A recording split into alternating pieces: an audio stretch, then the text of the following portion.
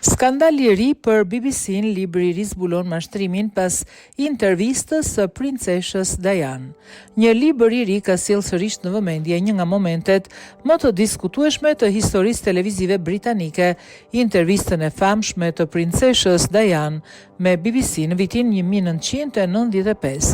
Autori Andy Webb, ish gazetari BBC-s, pretendon se rrjeti publik britanik ka ditur prej dekadash se intervista u sigurua përmes mashtrimit dhe se qëllimisht e ka mbuluar këtë fakt për më shumë se 20 vite. Libri i titulluar Diana Rama, tradhtia e princeshës Diane, publikohet sot dhe pretendon se zbulon shkallën e tradhtisë ndaj princeshës dhe mbulimin e mëvonshëm.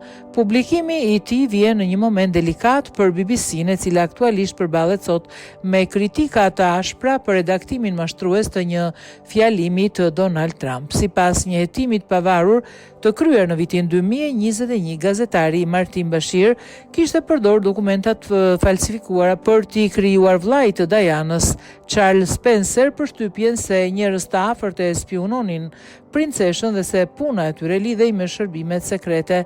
Ky manipulim ishte vendimtar për të bindur Spencer që të ndërmjetësonte intervistën historike. Autori Andy Webb shkon edhe më tej duke thënë se brenda BBC-s kishte persona të cilët e dinin të vërtetën vetëm 4 muaj pas transmetimit.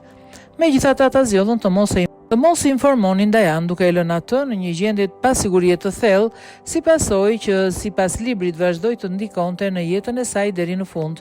Dokumentat e falsifikuara sipas librit bën që Diane të besonte se rreth i saj ngushtë ishte duke tradhtuar. Ai dyshonte tek policia, ndihmësat dhe madje tek sekretaria e saj personale, duke distancuar nga shumica e njerëzve që e kishin mbështetur.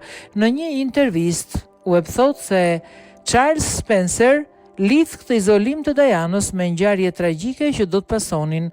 Ajo e humbi besimin tek të gjithë ai dhe 18 muaj më vonë e gjejmë në një Mercedes me një shofer të dehur në një situatë nga e cila ajo nuk kishte më as mekanizma mbrojtës.